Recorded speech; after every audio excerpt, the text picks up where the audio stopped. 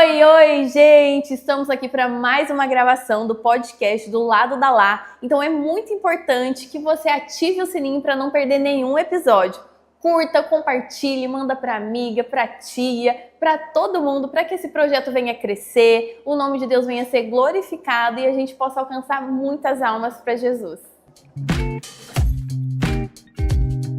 E hoje eu tô com um pregador, um grande homem de Deus que tem levado a palavra de Deus com tanto amor. E eu tô com ele, Renan Lopes. Opa. Que honra ter você aqui com a gente. A honra é toda minha, o prazer é todo meu. Que privilégio. Amém. Poder estar participando aqui, do seu lado. Amém. Essa galera tão abençoada, essa equipe linda que tá aqui. Amém. Conta pra gente como que foi, né, o seu encontro com Jesus. Você veio de um lar cristão. Na verdade, eu vim de um lar cristão. Eu nasci no berço, como a gente diz, né? Sim. No berço evangélico. Porém, filho de peixe não é peixe. Sim. A gente nasce, porém, em algum momento a gente tem que tomar uma decisão própria. Sim. Por Cristo. Eu tive o privilégio de ser apresentado, como é de costume nosso. Jesus foi apresentado com seus 8 dias, aproximadamente, nascido. Minha mãe também me apresentou com semanas de nascido. E eu costumo dizer que eu fui apresentado no altar e estou no altar até hoje. Glória a Deus. Porém, assim, a minha convicção, a minha decisão por Cristo, eu tinha aproximadamente uns 6 anos de idade. Só que é uma história até um pouco engraçada, que meu pai conta que quando eu era mais novo, né, ali nos meus 4, 5 anos de idade, sim, ele brincava que eu ia todo apelo que tinha na igreja, que meu pai ele pastoreava uma congregaçãozinha pequena lá em Jardim da Vera. Aí ele dizia que todo apelo que o pastor fazia, quem quer entregar a vida a Jesus, ele falava que eu ia. Olha. Eu pequenininho, com 4, 5 anos, todo apelo, todo culto, eu ia na frente entregar minha vida. Glória a Deus. Então, de uma forma assim até engraçada, mas quando eu tinha 6 anos, eu lembro que eu estava num culto, até de crianças, sim, e a tia que estava lá, ela trouxe esse ensinamento. Ela disse, você precisa entregar a sua vida a Jesus, confessar a Cristo. E eu fui na frente, fiz a confissão de fé, e eu lembro disso, 6 anos de idade. Então, eu costumo dizer que eu me entreguei mesmo a Cristo, decidi com 6 anos de idade. Mas a minha vida toda foi dentro de um lar cristão. E como que foi essa sensação? Aos 6 anos, você já começou a ministrar? Como que foi sua primeira experiência? Eu comecei a pregar, eu tinha 7 anos de idade. Olha. Eu preguei num culto, inclusive, de criança. Eu tomei aquela decisão em um culto de criança. Uau. E 1 ano depois eu comecei a pregar num culto de criança. Mas isso é interessante porque assim, não é simplesmente algo acaso, não é algo casual, um acaso. Na verdade, eu sempre tive essa conexão com o altar. Quando meu pai me contava que eu ia muito ao altar, sim, querendo ou não, de uma forma involuntária, eu já tinha essa conexão, essa aproximação com o altar. Então, com 7 anos, eu preguei no culto de criança, inclusive foi de livre e espontânea vontade. Eu lembro que a pregadora não foi, algum imprevisto, e a líder do culto lá na hora falou, quem quer pregar? Uau. Assim, e eu pulei lá na frente, mas foi assim, no impulso. Aí dali foi aquela minha primeira experiência como um pregador. E foi até engraçado, que eu lembro que eu li em Deuteronômio e preguei sobre Davi, tipo assim, não tem nada a ver com o outro, mas era a vontade de querer pregar. Aí eu meio que ilustrei a história de Davi. E dali em diante, quando meu pai ouviu, o pessoal comentou que eu preguei, aí meu pai começou a me colocar para pregar nos cultos domésticos. Meu pai, ele tinha, quando a gente morava todo mundo junto, né? Ele tinha essa cultura de culto doméstico. Olha, em família? Ele fazia culto em casa, eu, meu pai, minha mãe e meus irmãos. Então meu pai tinha esse costume, pelo menos uma vez na semana tinha culto doméstico em casa. E ele sempre me dava a palavra. Então ele começou a me experimentar ali. Aí dali eu comecei a pregar em outros cultos de criança, ar livre. Aí meu pai às vezes me dava oportunidade na igreja para dar saudação. Aí dali fui desenvolvendo, aí virei um pregador de bairro, depois virei um pregador da minha localidade, depois virei um pregador na minha cidade, comecei a andar o Rio de Janeiro, e foi assim, foi gradativo. Isso, foi gradativo. E hoje, por misericórdia de Deus, eu tenho o privilégio de pregar no Brasil todo, em outras nações, mas tudo isso foi uma construção. Uau, glória a Deus por isso. E Renan, conta pra gente qual que foi a experiência mais sobrenatural que você viveu, que impactou a sua história? Que você vai dormir e, caramba, eu não acredito que eu vivi isso. Essa é uma pergunta muito boa, porque eu tive esse privilégio de ter muitas experiências. Sim. Porém, assim, em primeira instância, eu sempre procuro falar sobre a minha experiência com o Espírito Santo, meu batismo. Sim. Eu tinha 8 anos de idade quando fui batizado. Só que foi algo tão vivo, tão real, que eu lembro como se fosse hoje. É muito vivo em mim. Sim. Eu fui batizado num congresso como esse aqui, e o pregador ministrou batismo com o Espírito Santo. Meu pai me levou lá na frente, no meio da multidão, e ele falou para mim ficar ali. Eu não tinha aquele entendimento todo do que estava acontecendo, mas se meu pai mandou ficar ali, eu ficaria, né? De repente, o Espírito Santo me batizou, ele me selou. Uau. Eu lembro como se fosse hoje. Subiu um fogo assim dos meus pés, eu comecei a falar em línguas, e na mesma hora eu recebi variedade de línguas, então foi línguas estranhas, uma atrás da outra. Eu senti o meu corpo como se estivesse flutuando. Quando o meu corpo subiu, eu lembro que eu abri o olho e eu estava na minha cama. Era o outro dia. Aí quando eu acordei, eu fui na minha mãe e perguntei, mãe, o que aconteceu comigo? Aí minha mãe deu um sorrisão e disse, Jesus te batizou com o Espírito Santo. Aí ela me contou que, quando eu fui batizado, o meu pai me pegou no colo, por isso que eu senti o meu corpo. Sim. Meu pai me pegou no colo e me levou da igreja até em casa, eu falando em línguas estranhas, no colo. Isso era uma caminhada de uns 30 minutos a pé. E meu pai conta que ele me deitou na cama, eu estava falando em línguas, dormi falando em línguas, e quando eu acordei, a minha vida nunca mais foi a mesma. Até hoje, hoje eu sou o que eu sou. Glória a Deus. Mas essa, assim, foi a minha primeira experiência. Depois disso eu tive outras. Eu já tive o prazer de ver cadeirante andando, Jesus curando pessoas na minha mensagem instantaneamente. Já tive experiências, eu pregando em Franca, a mulher largou a muleta, ela não podia andar sem muleta, ela largou a muleta e foi curada na hora. Testemunho tá nas minhas redes sociais. Glória a Deus. Já tive testemunho de pessoas surdas, receberam a audição, foram curadas, Deus abriu o ouvido em mensagem. Então, tipo, eu já vi assim, muitas coisas acontecerem, de experiências sobrenaturais. Então, eu creio que existe sim essa evidência no meu ministério de sinais, de maravilhas, batismo com o Espírito Santo, salvação de alma. Eu sou um evangelista, eu prego para ganhar almas em Cristo. Então, eu tenho vivido muitas dessas experiências, mas assim, a primeira e a que eu mais gosto de compartilhar é essa. Muito forte. Foi o meu batismo, eu vivi isso. Você tem algum hábito diário de devocional ou de buscar a palavra antes das ministrações? Qual que é o hábito que você faz? Hoje, devido à demanda, a minha carga horária, que é muito corrida, eu não tenho mais aquele tempo como antes que eu tinha. Lia a Bíblia 3 horas de leitura direto, orava, subia monte, acampava, vigília de oração.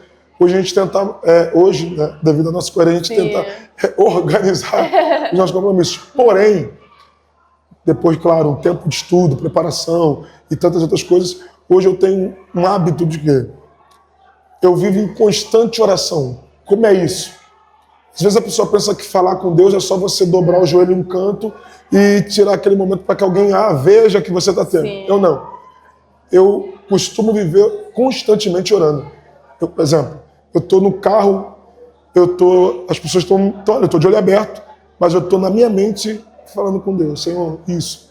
O que o Senhor quer que eu faça? Hoje mesmo, eu estava vindo para cá e eu estava no carro falando, Senhor, porque eu pensei um monte de mensagem para pregar. E mudou tudo. Aí teve uma hora que o Espírito Santo me confrontou. Falou assim, você está pensando no que você quer pregar? Você já parou para perguntar o que eu quero falar? Uau. Aí foi aí que eu falei, Espírito Santo, o que o Senhor quer que eu fale? Então eu vivo nessa constância. E eu estou sempre escrevendo. Se eu abrir aqui no iPad ali, eu tenho nos meus blocos mensagens que eu vou montando. Então, fora estudos, hoje eu estou fazendo a minha formação. Eu não tinha o meu bacharel, eu só tinha o básico em teologia. Hoje eu faço uma faculdade teológica. Uau. Então, mesmo na minha correria ali, eu estou tentando completar a minha grade teológica. Então, eu procuro sempre estar assim, Hoje é mais corrido. Sim. Mas é uma vida toda, né, E hoje, dedicada. para quem está buscando a presença de Deus, quer ter uma experiência com Deus, qual que seria o conselho que você daria para essas pessoas? Eu gosto de falar sobre isso, porque a gente fica perguntando qual é o problema dessa geração. Sim.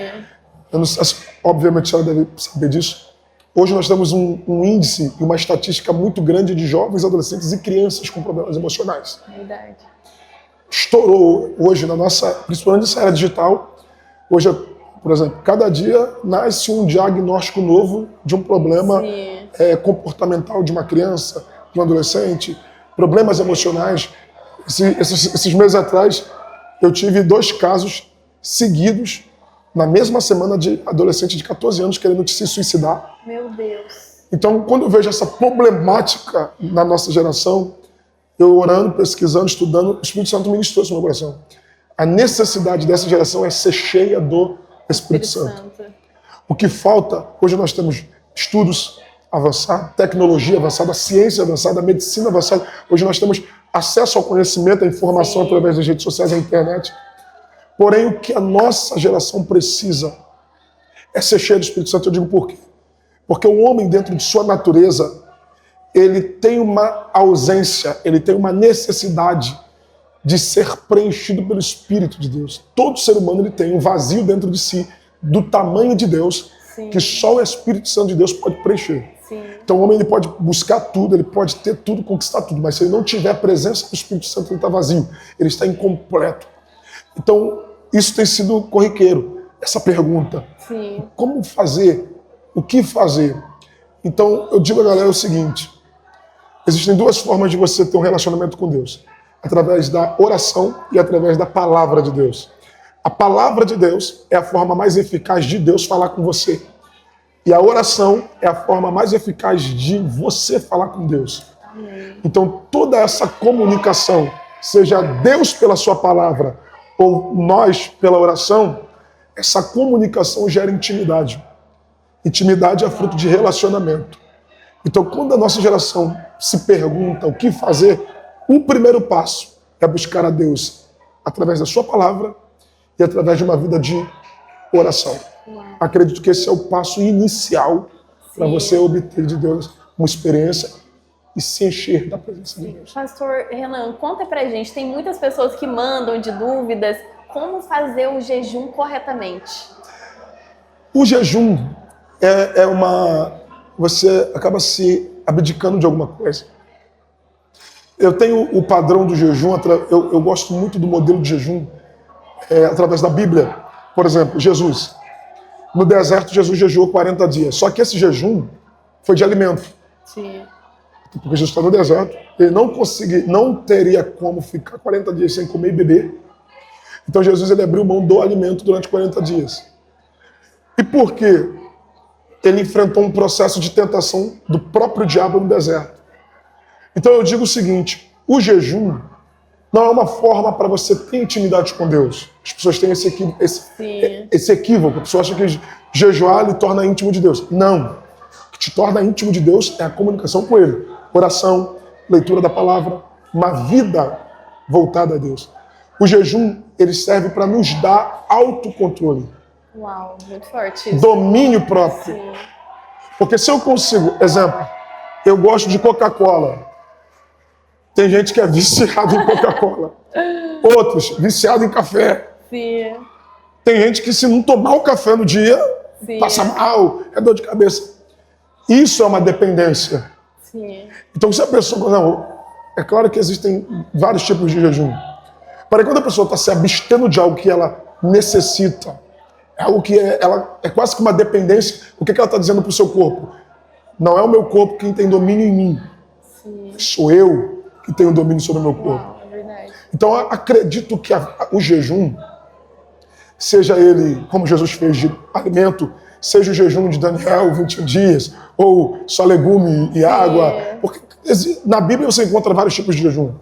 Eu penso que o jejum é uma forma, primeiro, de você ter autocontrole, autodomínio. Porque se você consegue mortificar a sua carne, dominar a sua carne, o pecado não pode te dominar. Uau. Você vai ter controle sobre os seus impulsos sobre a força e a influência do pecado. Então, acho que a primeira definição de jejum, ao meu ver, é esse autocontrole, esse autodomínio. Segundo, que o jejum também é uma forma de santificação. Ou seja, você está se separando, você está dizendo, Deus, eu estou sendo exclusivamente para a sua vontade. Eu estou matando, vencendo aquilo que eu gosto, aquilo que me satisfaz, para ficar de uma forma exclusiva para o Senhor. Então, acredito que são os dois primeiros princípios. Acredito que existem mais, mas eu vejo à luz da palavra de Deus que o jejum te dá essa capacidade, tanto de autodomínio, como uma forma de separação, de santificação. Porque esse é o conceito de santificação na Bíblia. Sim. É separação, você ser separado para Deus. Então, acredito que é a forma inicial, acho que o princípio básico do jejum. Amém. E Renan, conta pra gente, né, sobre, durante a trajetória de todo cristão, a gente passa por desafios, com vontade de desistir. Como que você se fortalece? Você já passou por algum momento muito difícil da sua vida? Você já teve vontade de desistir do seu ministério, de pregar a palavra de Deus? Muitas vezes. Eu falo muito, né? Mas, amém, glória a Deus, gente, agora tá assim. Deixa eu te falar uma coisa. Eu, como todo ser humano, nós temos guerras e conflitos internos. Sim. Até porque nós não somos dotados de uma autocapacidade. Pelo contrário, o Evangelho nos ensina a nos tornarmos dependentes de Deus. Sim. Eu tenho dito isso, eu estou com uma mensagem que eu estou preparando ela, eu falo sobre isso. O Evangelho não nos ensina a ter, nos ensina a ser. Sim. Ok? Nos ensina a ser. Então, essa ideia de fraqueza, essa fragilidade que nós temos como seres humanos, isso primeiro revela a nossa humanidade. Até Jesus, dentro da sua própria humanidade, porque quando ele veio aqui, ele veio 100% homem, ele teve esses momentos de fragilidade humana. Sim. Poderia aqui citar vários exemplos. Jesus, quando perdeu João Batista em João 14, Jesus ele teve o sentimento do luto, da dor da perda, ele decidiu se isolar. Jesus, por exemplo, no Getsemane, ele sentiu a dor, a aflição, a angústia, a agonia daquilo que ele receberia. Então ele sentiu solidão, ele sentiu a fraqueza emocional. E tudo isso se resume em uma coisa. Quando nós estamos nessas guerras internas, nesses conflitos, beirando uma depressão espiritual, o segredo é aquilo que Elias vivenciou no deserto. Quando ele estava sendo perseguido, ele se jogou debaixo de um pé de zimbro e pediu para morrer. Dá para imaginar um profeta, que é um dos maiores profetas, uma das maiores autoridades, uma das maiores referências de intimidade com Deus, se jogando debaixo de um arbusto e pedindo a morte. Meu Deus. Então, isso prova que se o cara que tinha mais autoridade espiritual chegou a esse ponto, imagine nós que somos tão fracos. Só que nesse processo de depressão foi onde Deus se manifesta a ele e diz: come e bebe, porque longa será a tua caminhada. Ou seja, sempre nesses momentos de guerra, o Espírito de Deus vai nos alimentar, nos fortalecer, nos sustentar, justamente para dizer para nós: não é sobre você, mas é sobre o que eu posso fazer através de você. Sim. Então, meu conselho, e eu tento viver isso, é que nesses momentos de conflito, de dor, de incerteza, que eu propriamente sempre me questiono sobre... Uma vez eu ouvi um grande pregador dizer que a certeza da minha chamada é a vontade que eu tenho de desistir dela. É verdade, porque quanto mais eu tento desistir dela, é a maior evidência que é para isso que Deus me chamou. Porque se eu digo, não, isso aí eu mato no peito, eu domino, então isso não é para mim. Agora, essa vontade de desistir é a certeza que Deus tem um negócio comigo. Porque é justamente aquilo que mais... Geralmente o nosso propósito está relacionado àquilo que mais nos faz sofrer. Uau. Aquilo que mais nos gera dor. Então, geralmente é isso. E como é que eu supero isso? Através da presença do Espírito Santo. É quando eu me permito ser guiado por Ele, me encher dele, buscar a Ele. É por isso que o ser humano ele não pode viver sem a presença do Espírito Santo. Amém. E Renan, conta pra gente o versículo da sua vida. Eu sei que você prega em vários lugares, fala várias palavras, mas o versículo do pastor Renan Lopes, qual seria? Meu Deus. Existem muitos versículos que eu gosto. Mas tem um que ele marca um pouco a minha vida, justamente uma porque é o versículo que eu vejo meu pai ele gosta muito. Eclesiastes 11, versículo 1. Lança teu pão sobre as águas, porque depois de muitos dias o acharás. Esse versículo mexe muito comigo, porque águas na Bíblia também representa o Espírito. Então, pão parece loucura. Se você botar um pão numa água, ele vai se dissolver. Sim. Isso é o natural. Sim. Só que Salomão diz, lança teu pão sobre as águas, só que ao invés do pão se dissolver, ele diz, depois de muitos dias o acharás. Por quê? Porque a água representa o Espírito. Tudo que você lança em Deus não se perde. Tudo que você lança em Deus é como uma semente. Você planta e lá na frente você colhe. Aí ele diz assim, quando achares, reparta com 7 e até com 8. Porque aquilo que tu faz para Deus de forma unilateral vai voltar para você de forma tão poderosa que você vai abençoar o coletivo. As pessoas que estão ao seu redor serão abençoadas através daquilo que você está vivendo em Deus. Eu gosto muito desse versículo. Tem outros. É uma pergunta muito difícil, mas eu penso nisso. Tudo que você lança em Deus não se perde. E eu vivo isso. Eu decidi lançar minha vida em Deus. Glória a Deus. Eu lancei, eu vivo na dependência de Deus. Amém, que lindo. Muito obrigada por dividir, né, um pouquinho do seu testemunho. Volta mais vezes para contar mais novidades pra gente. A hora que você quiser. Muito obrigada mesmo, que Deus te abençoe. Amém. Abençoe seu ministério. Que te encha cada dia mais da presença de Deus. Que você possa impactar muito mais essa geração ainda com a palavra do Senhor. Muito obrigado. Amém. Obrigado pela honra de participar. Obrigada a você. Que Deus continue te abençoando, prosperando esse projeto, toda a equipe. Amém. Gratidão. E quando precisar, conta pra gente. Eba, obrigada. Gente, curtam, compartilhem, manda pra amiga, pra tia, pra todo mundo, para que esse projeto venha crescer, o nome de Deus venha ser glorificado e muitas almas venham se render aos pés do Senhor através dos testemunhos. Deus abençoe. Tchau.